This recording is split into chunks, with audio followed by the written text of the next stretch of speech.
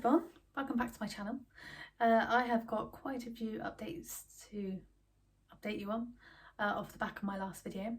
I'm also going to be talking about how I'm going to calculate my emergency fund, which I will set as the target for one of my goals. I also have some cash stuffing, so we'll do that at the end. Let's get started.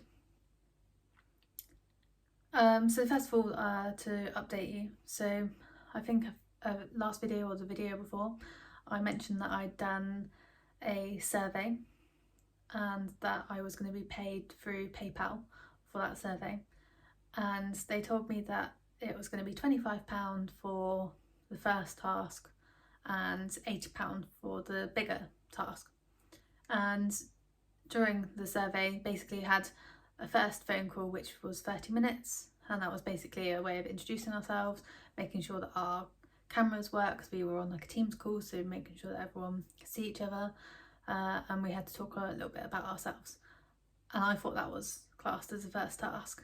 And then the second time was like a 90-minute video where we did like the actual discussion, and that we were going to be paid £80 for that, and I chased it up, got paid £80, and still, 2 weeks later, still didn't get the £25. I chased it up probably about a week ago, didn't hear anything back. I've chased again this morning and they've said, oh, I'm sorry for the confusion, but there was only one task. Even though you did 2 videos, there was actually one task, so you're only getting paid for that. And it's quite a big company, so I feel a bit let down by that, because I think they didn't say that we were only going to be paid the £80. It's always led to believe that it'd be a total of £105. So I think it's a bit naughty of them. I mean, I am going to go back and say that wasn't explained. Also, we did do 2 phone calls, so I thought that's what we were getting paid for. And I'll keep you updated on how that goes. I'm not holding out for anything, but you can only ask, right? Second thing, so in the last video, I mentioned getting £500 back from the housing association, that I own the property that I live in with. So they own 60%, I own 40% of the property, and with that there's a leasehold, ground rent, things like that to pay, and part of that is maintenance. And they basically decided that because the grounds maintenance hadn't been maintained, and I found out later that it was all down to my neighbour complaining. So I am thankful to her for that, and I'm thinking of getting her a gift, or at least a thank you card for that, because she's done it for, there's 4 houses in our sort of row, and all 4 of us, I believe, are getting a refund. So mine is calculated based on the day that I moved in. I'm not sure if the others go back further. But yeah, I do think we should definitely get her something, because she really persevered with it. I've since found out we had our bills through about a year or so ago for the ground rent, and it sort of lists out what the charges are for, and on the charge she could obviously see that there was ground maintenance, and she knew that hadn't been happening. And how it sort of escalated was because there's another cul-de-sac behind us, and we see the gardeners go around there because there is more garden to maintain, more green places to maintain, if you like. And she actually just approached one of them and said, so when are you doing our particular road? And they said, we're not contracted to do it. Now obviously we were getting charged for it. I think that was sort of the nail in the coffin, that person saying they're not contracted for it, but she still had to get the MP involved, the local MP, and I think as soon as the local MP was involved, that was it. They pretty much gave in and decided that they would calculate a refund for us. So yeah, I'm getting £500 back now. So on the letter it said they'll put it onto my account, they won't change the direct debit, I'll have to then email them to get the refund. So I mean, it's just constant, like the ball's always in your court to be chasing these things, unfortunately. I've emailed them with my bank details, and they've now confirmed receipt of that. and they said it will take 21 days to pay to me. Now, in the UK, I think we've actually got quite a good banking system, and nowhere does it take 21 days to process a bank payment. I mean, it's a surprise when it takes longer than 3 days, isn't it? So that's that. Third thing is my other half, as you're aware, is a self-employed electrician. He does have a van for work. He recently scrapped a van. If anyone knows anything about Peugeots, I mean, he is really handy. He first trained to be a mechanic before becoming an electrician, so he can do a lot of work on things. But if anyone knows about Peugeots, particularly Peugeot 207s, you'll know that, and I think you could probably just Google this, that a clutch is really hard to, well, not hard, it is an expensive repair on that particular car. The van that he was using was one that he'd purchased for £600 off Facebook Marketplace, and he does this often. So this might come up again in future videos, but he'll never spend loads on a vehicle. In fact, he's got the van for work. He has a car that he also has for his hobby, which he also bought off Facebook Marketplace. And I don't think I've never known him spend more than £1,000 on a vehicle. So yeah, this van that he had, he decided the MOT was due, the tax was due on it, and he decided he wasn't going to put it for another MOT. It was time to go to scrapyard heaven, so we did that, scrapped it, had the money back for that, but because it was a van, it had to have van insurance, so cancelled that now, because his new vehicle is still Peugeot 207, but it is a car, so car insurance rather than van insurance, and you can't have them on the same policy. Or I've not found a company that allows it, so that's now gone under my car insurance. Just added it on. It was an additional £200 which he's paid for, but the van insurance we were getting a refund for. Now this is over a week ago. Cancelled the van insurance, and they said we were going to get £120 back. Still haven't received it. And in fact, they emailed me last night to say they've just processed the refund and it's going to take another 3 to 5 days for that to come in. So that was paid for on the credit card some time ago, so that will be refunded back onto the credit card. So in future videos, if I mention that, that's what that's for. The final update is it's still not sure about his work situation. I believe he has got work until the 19th of December, but I mean, it really does depend on if he finishes the job before. He's hoping to have work until then. He has asked whether there's anything coming up after Christmas, because usually the company that he's contracted to shuts down for a week or two over Christmas. So I mean, he's fully aware that there probably won't be anything over that Christmas period, but you know, come January, is there going to be work? And all the people he's working with say, oh yeah, there's loads of work on, but he hasn't had that from anyone, you know, that's in a high up position that's going to be paying his wage or paying his invoices, sorry. So yeah, still none the wiser of that. Anyway, on to the emergency fund. So I mean, this is kind of what sparked this off. I was already saving £1,000 into my emergency fund. I've currently transferred as much as I can into my Lloyds Saver account.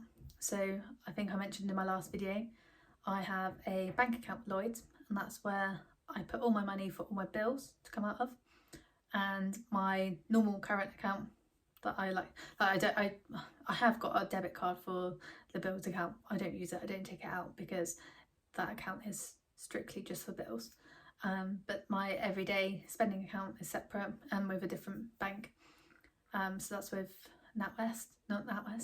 Nationwide. I do have a NatWest account, but purely because I save coins, and they have like a machine in their branch, and you can pour the coins into, and it can then be put into a bank account, and then I usually transfer it to wherever it needs to go. So that is why I'm saving coins, and that is why I keep a NatWest account open. But everyday spending account is with Nationwide, and again, I have got a savings account there which I save for car insurance in. And they also pay like a fairer share payment of £100 every year, or they have done for I think the last 3 years, so that's why I'm keeping that one open. But yeah, so I've got a Lloyds account. I've recently opened up a savings account that pays 6.25%, and you can pay £400 a month into it. So I've moved, I already had £50 and 39 pence or something like that in there, so I've moved £349 and pennies into it, so it's basically got £400 in there now. And the rest of the emergency fund is in my chip savings account, so that's got £300 in it. That will then be moved next month to the Lloyds account. Yeah, that will be moved next month to the Lloyds account, and I'm hoping to top it up by another £100, so I'll then have £800 in that account, and then whatever else I can save I'll continue to put into the chip account until I can then move it across to the Lloyds account. I completely forgot to mention while I was filming that as part of the Lloyds bank account there is an incentive for like a refer a friend, and there was only 5 spaces available on the refer a friend, but I will share a link in the video comments if you do want to sign up, because you get £50 and I get £50 if you do sign up. I believe you have to be a new customer and you have to keep the account open for 7 days, I think is like a minimum, and then they'll pay you the £50. I just thought it might help someone who is saving up around this time of year.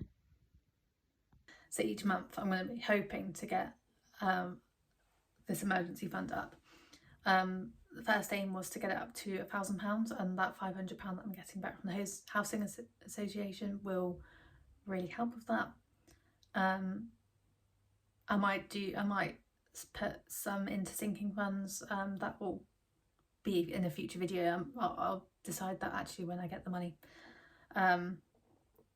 But I did want to talk to you today about actually how I'm calculating my emergency fund. So in the past, you'll know I did the financial challenges and I wrote out my budget in my book, and I'll put a picture up of my monthly budget so you can see what I wrote down. But I've gone through it and I've basically picked out what are the things that you need to sort of live. So I've narrowed that down to mortgage, so I don't want bailiffs turning up at my door, so £436.51 is my mortgage payment per month. I also have to pay rent to the housing association, that's £282.10. Council tax, that's another one that you would get hounded for by bailiffs if you didn't pay, so that's £151. Electric, so you've got to keep the lights on, £130 a month for me, and water is £48. And then I've also put groceries, so at the moment we're budgeting £400 for that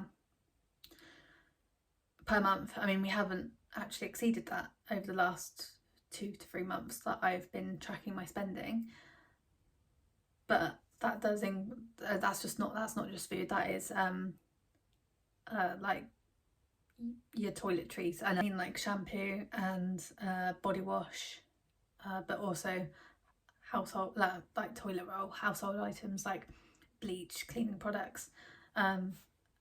So that would all be included in that grocery budget. So what I've come up with that to satisfy those things, that would be £1,447.61. Now I do have some other expenses, and some of these could be cut. So I've currently got a contract with a different housing association for a garage, and that's £119.38. So this next lot of bills that I'm mentioning, these are things that I'd either have to pay because I'm in a contract, or I'd have to pay. You'll see as I go along. Actually, it will make sense. So yeah, so £190.38 for garage. Sky Digital, so I'm still in a contract with them. I'm going to be in a contract with them until May 2027. So if I didn't make this payment, again, they'll send bailiffs after me, £32.50. Sky Digital, so that's the internet. So the whole purpose in an emergency fund is really so if one of us or both of us were out of work, this could sustain us for, well, however much I can save. So the ideal is that you'd have a 3 to 6 month emergency fund, but I mean the first goal is probably to get that first month saved away. So we've already established that £1,447.61 does our real basic needs, and then this next lot is stuff that has to be paid. So Sky TV also in a contract for the TV package, I believe, or it might not be. I might check that. That may be able to be cut. That's £27. Pay for a TV license of £15, but I have put a little marker there that could be cut. Petrol. So I've put £100, and that would be potentially for both me and my partner to get to work. So I mean that is really a low amount. I mean he has a job where he has to go to work, like physically go there, whereas my jobs, one is literally up the road, I can walk to it, and another one I mostly work from home, so I might not be using that petrol money, but my other half would be. So we're thinking this emergency could, you don't obviously know what your emergency is, like it could be that you've lost a job, it could be that you're unable to work, it could be that a family member's poorly and you need to go and be with them, so therefore you can't work. There's all these sorts of different scenarios. You're saving for a rainy day, aren't you? So petrol, I mean that's a real basic figure there. I don't know, let me know if you think that's not enough, if I need to up it. Life insurance, so I only have life insurance for myself because I am the person with the mortgage in my name, and my other half is older than me and he was too expensive to insure. So it's just insurance on me, and I have put a marker against this could be cut, so that's £27.74. I wouldn't like to cut it. It depends on what the emergency is, but at first, if I was looking for my bills, I wouldn't want to cut it if I could afford to still pay it, because with life insurance it is based on your age, like your physical health as you are at the time that you get the quote. So I took this insurance out about 3 years ago, so obviously it was based on a younger version of me. I've not had any health issues so far, touch wood, but that price is likely to increase if I was to cancel it and then take out another insurance later down the line, if things were to get better. But I did put a little asterisk next to it because that could be changed, that could be cancelled. Same with my gym membership, so that's £29.99. I've put an asterisk next to it because that could be cancelled. I don't believe I'm in a contract with it. The only reason I have kept it as part of the emergency fund is because it helps your mental health. So you don't know what, like I said, you don't know what the emergency is. It could be that you're struggling to go to work for mental health reasons, and all doctors suggest doing exercise, so there's that. I mean, they may even say to you that in the UK we have the NHS, and some circumstances you do get a gym membership. It's usually through council gym, so my gym wouldn't be the one that I'm going to at the moment, but I have known that some people are given memberships to help with their mental health, but I have kept that. I've put that as a asterisk because that could be cut, but equally it might be needed depending on what the emergency is. Also, at my gym there are showers, there's vending machines, like water machines and coffee machines that are free as part of the package, and they also provide deodorant, shower gel, and sanitary products. So that could be a way of you still saving money, because you could be going there. In the winter time you could go there, it's a 24/7 gym, so you could pretty much go there and work out or just walk on the treadmill, and that could be a place where you're keeping warm. so you don't have to use your own heating at home. You can obviously use the toilets and showers. Like I said, they've got body washes, shampoos, hygiene products. So that could be another way of cutting costs if you needed to, but I am fully aware that that is something that could be cut straight away. Next thing is Specsavers of £14, and that one definitely could be cut. I know I'm not in a contract for it. My O2 bills, so I have kept them in place because if you've lost a job, you're going to need a phone to be able to not only apply for jobs, because I mean I do have a laptop. That's a different story. I do have a laptop. It's been with a friend who is in IT, and he has been fixing it, and I've literally just got it back, so I might start doing the videos using my laptop, but I've made do with a phone for so long now. I know that I have definitely applied for jobs on my phone. You can do Teams phone calls on your phone, and I'm in a phone contract that also pays for my phone, so that's why it's £37.49, and I know I'm in a contract for another 18 months, so even if I paid off the handset, then there is a bit of a different issue actually at the minute with O2. I think because they've increased the prices, I probably could get out of some of it, but unless I pay the handset off, I can't really get out of it.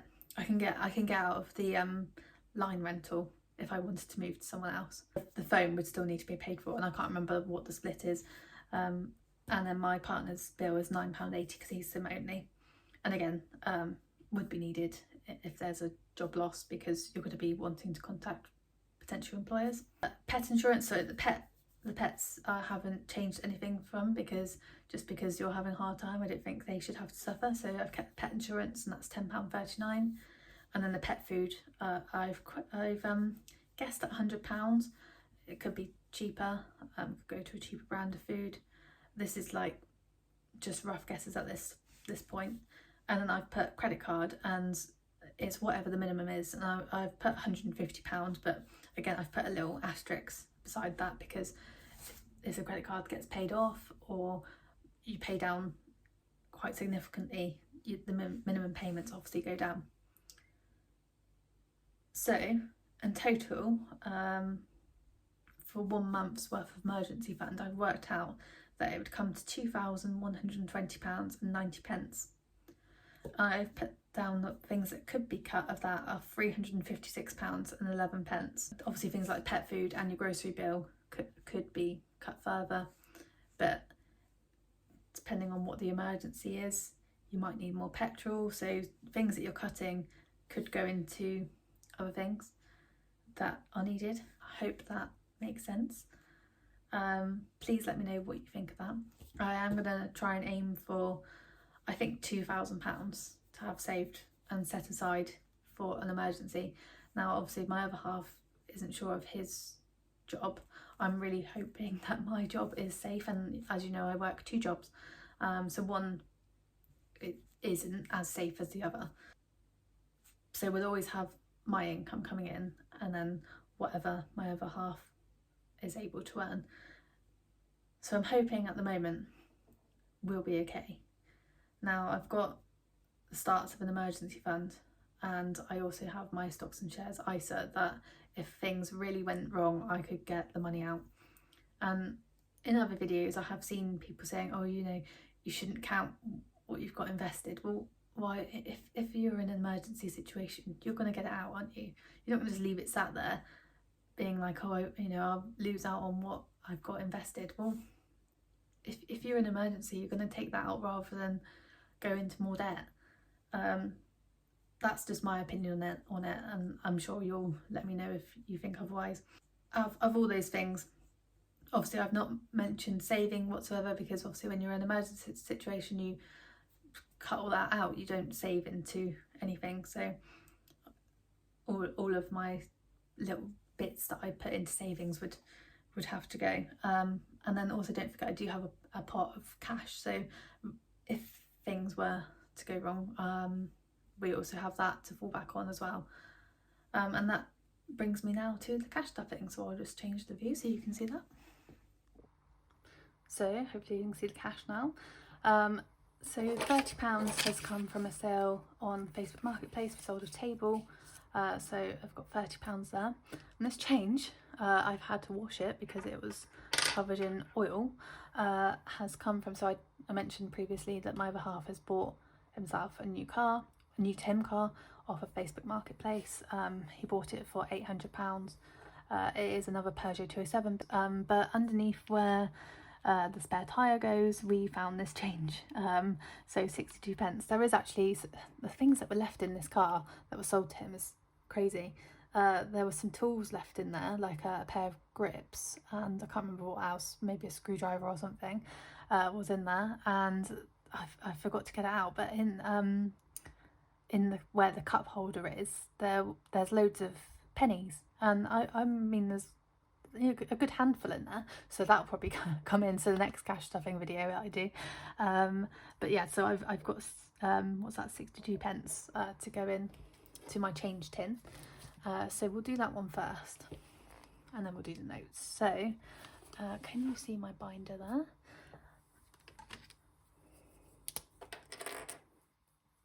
So 60, 50 and a 10 and 2 pence.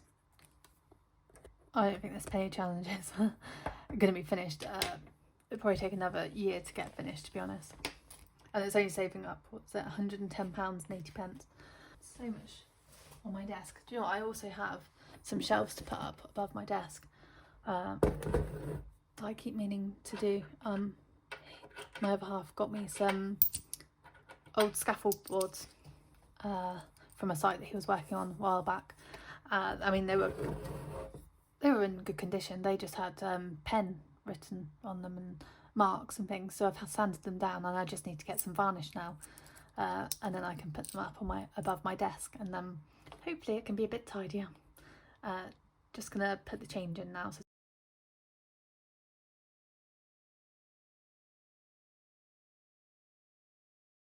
that, and now for the cash challenge. So I might have to move that.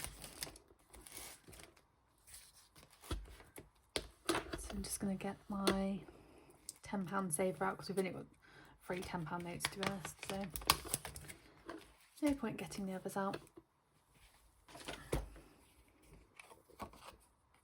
Can you see the tracker?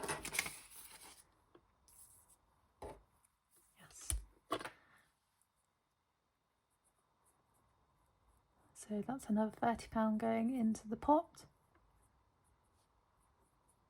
I don't actually know how much we've got in there. I should probably have a look at my trackers to work out. There is a bit more than what I've already tracked. That's 2. There's a third one. Because there was already some notes in there. There's also some euros in there from previous holiday that we put back into the pot, because the whole idea was that this was going to be used for a holiday. Still not sure what we're doing yet. So we've got 10, 20, 30, 40, 50. So that's 5, so that's 110. Let's get the others out.